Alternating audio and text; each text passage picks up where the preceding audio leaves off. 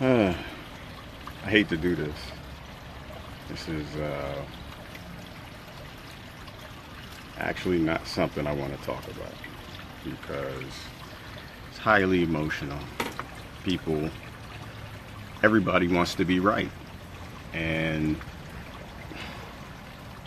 everybody wants to be right, but nobody wants to be true. Nobody wants to really think out what they say. So I do want to talk about a term that's being thrown around, and some of y'all already know what it is. I was talking to a friend of mine, and she is a Euro abolitionist. So what is that? Person of probably mostly European descent who is trying to end modern slavery, right? Like, she gets that, like most people, or nah, it's not even most people, a lot of people, that they're putting a lot of kids and people in prison that they shouldn't be. And it's all because there are no cotton fields, but there certainly are commissary fields where if you just put a warm body in prison, you can make a lot of money from it. So this is what's going on. I don't even want to talk. I don't want to talk about it because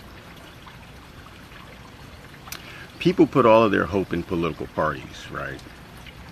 And when you put all your hope in a political party or a politician, you well up all the emotion of what you've been through.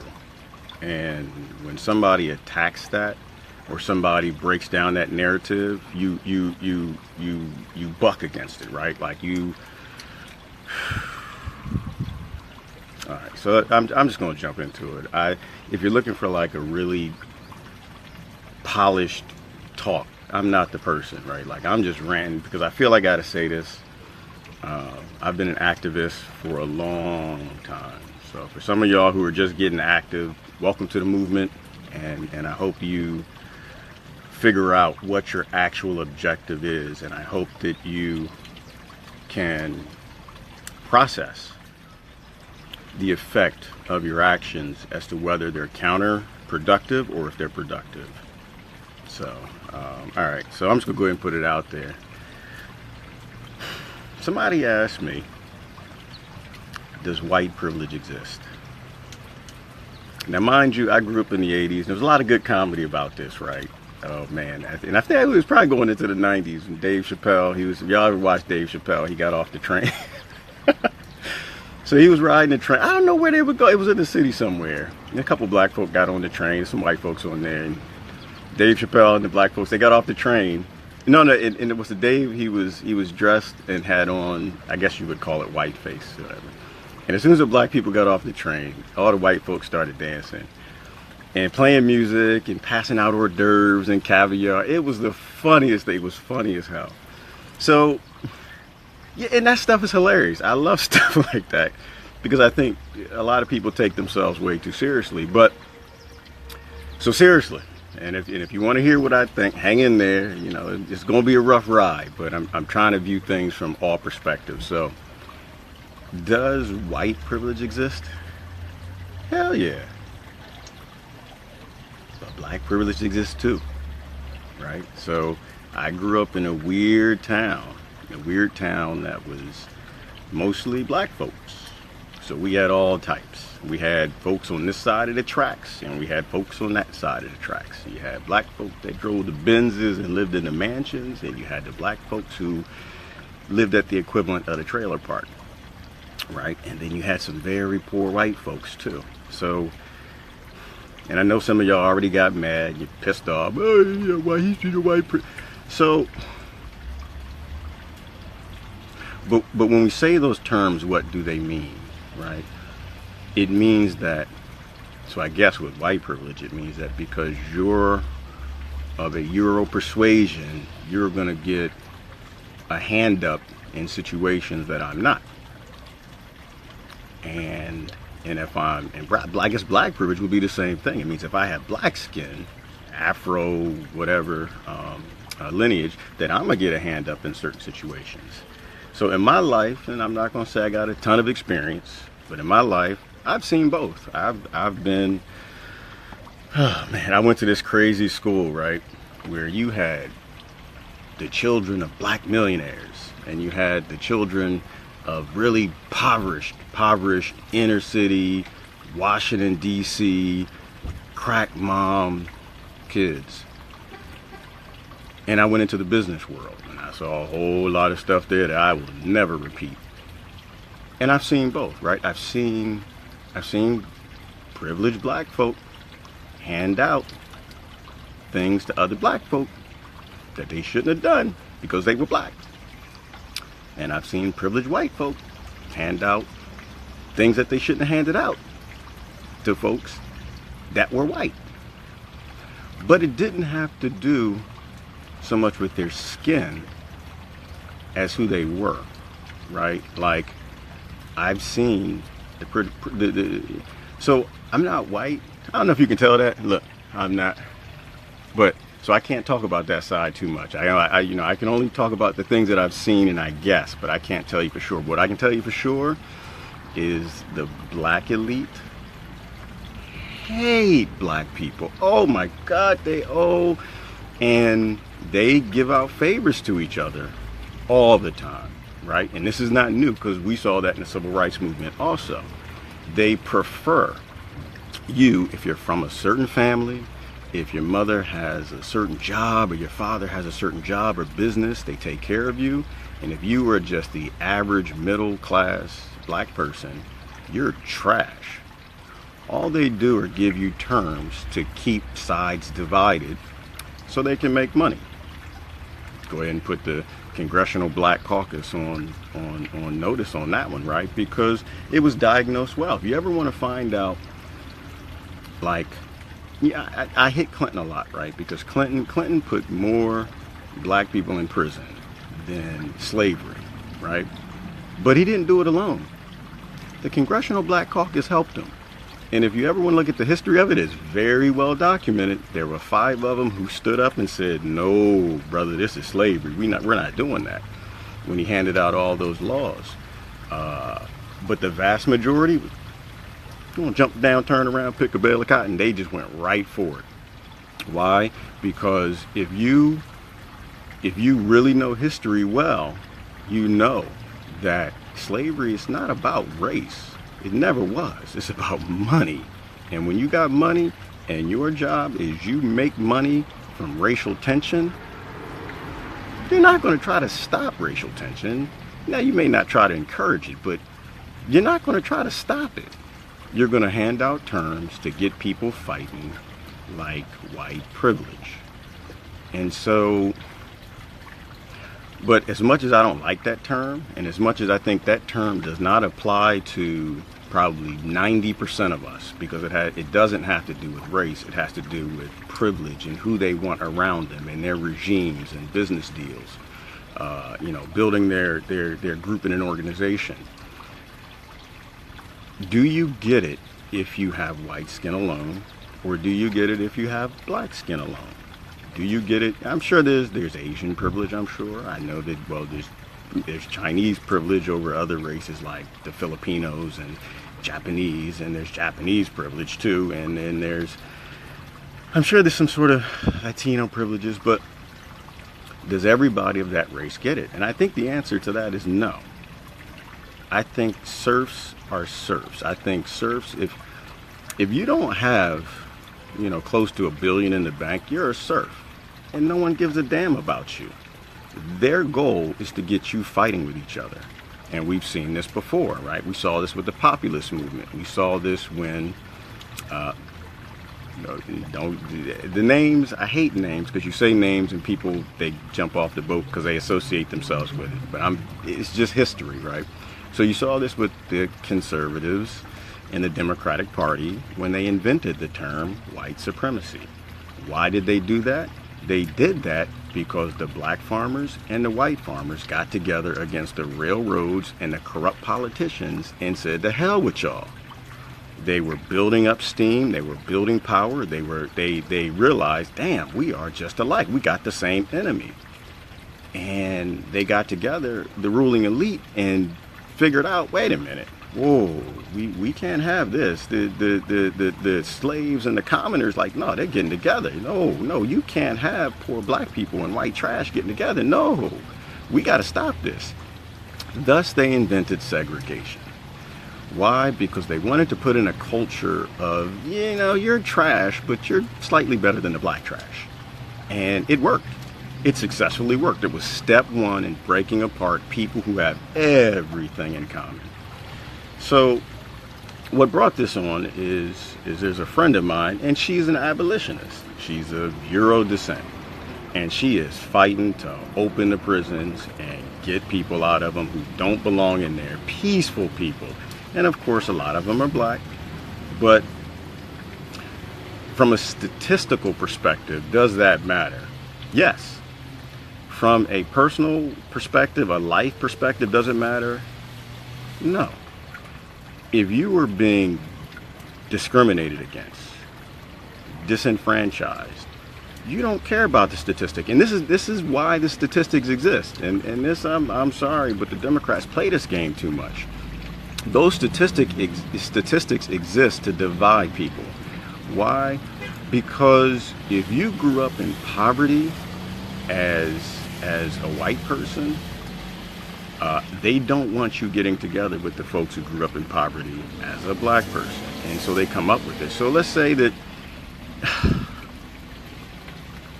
memory just came to mind. I'm gonna spit this out. So I went to school with this brother who was African American descent, and he grew up in Southeast DC. If y'all remember Rayful Edmond and the crack game back then, his father wasn't around, and his mother was strung out on crack. So she'd be gone for weeks at a time. They didn't know if she was dead or alive. And so this cat at 16 years old was selling drugs to raise his little sister. I want you to think about that for a minute. I'm honestly so, and this is what I'm saying. I'm not coming from one perspective. I want y'all to think about all angles of this. If, most of y'all came up with a mother and a father. Most of y'all came up with a mother or a father. Very few of us came up with nobody. And so the idea that I'm a judge somebody who came from a different side of the tracks, you got to get in touch with your love a little more. And so the thing I'm going to ask you then to also consider is, if you were a poor white kid who was raised, and I'm afraid I'm going to touch on stereotypes, but I'm just going to put it out there. But, you were raised in a trailer park and your dad ran away. No, we'll do it a different way. Your mom ran away and your dad was a drunk. Barely came home, stayed with different women. And you were 16 and you had to raise your brothers and sisters, and you started selling drugs to do it. When you go in front of that judge, because you're going to get caught. The police know everything. The NSA, they got all that data. When you go in front of that judge, the last thing you probably need to hear is that they put more black people in prison because your butt's going to prison.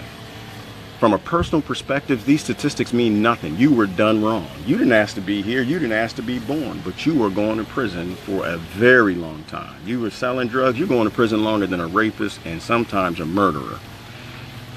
And that's why they use those statistics, because they want black people on that side, they want white folks on that side, they want Latino folks over there, they want Christians over there, they want Muslims over there. And if they can successfully do that, it means all of us who have everything in common get nowhere. Why? Because when you divide a nation down the middle evenly, nobody wins. No one.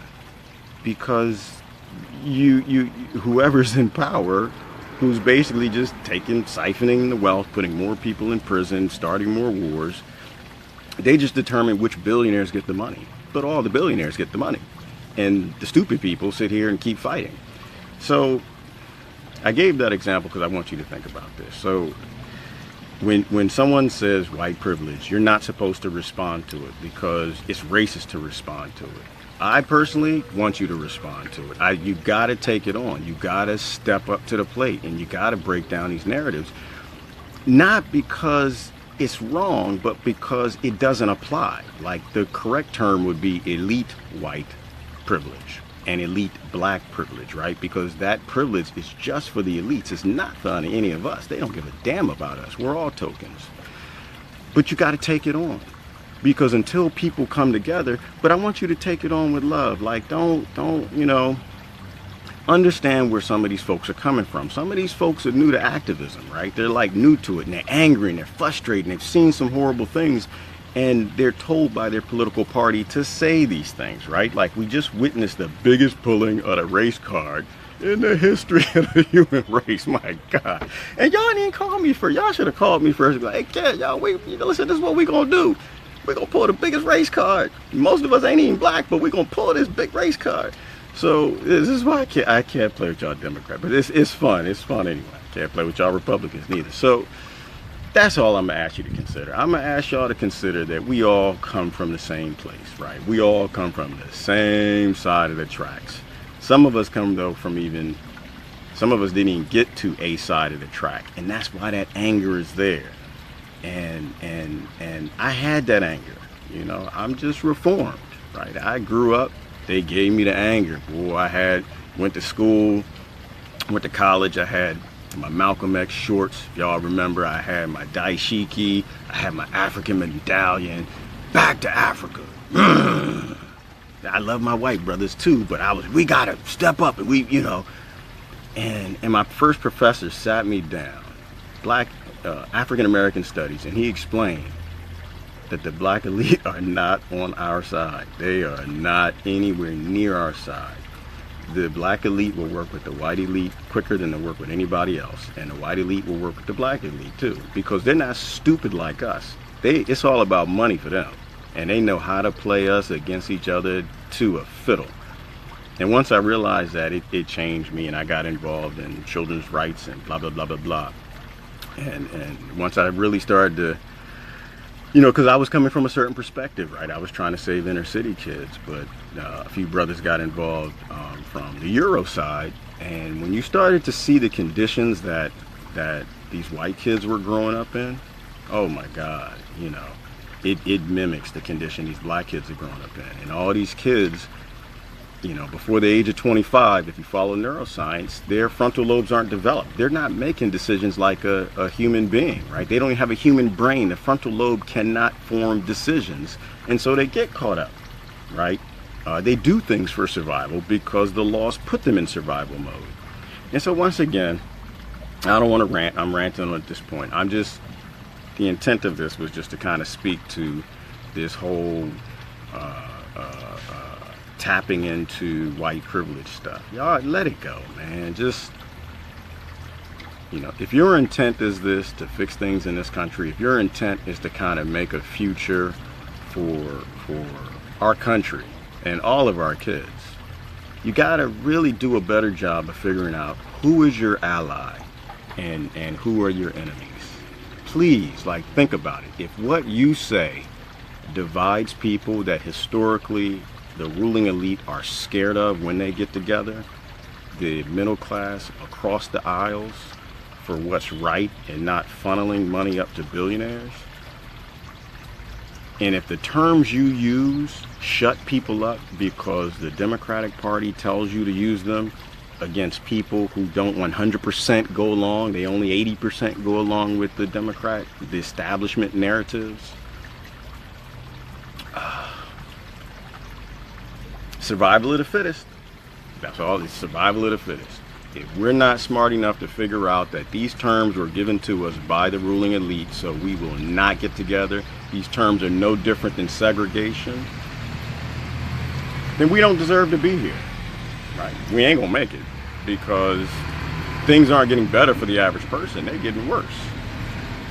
So it's the old divide and conquer game. It's the oldest, yes, you're right, Misty. It's the oldest game in the book.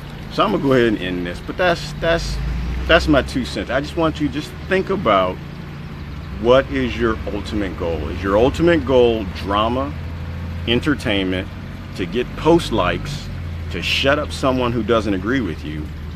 Or is your position in this, because most of us are parents, is your position in this to make sure that all of our kids aren't walked back onto the plantation? White kids and black kids holding hands, picking cotton that the robots can't get. It's my 2 cents, man. Y'all have a good day. Cut out the fight. We're all on the same team.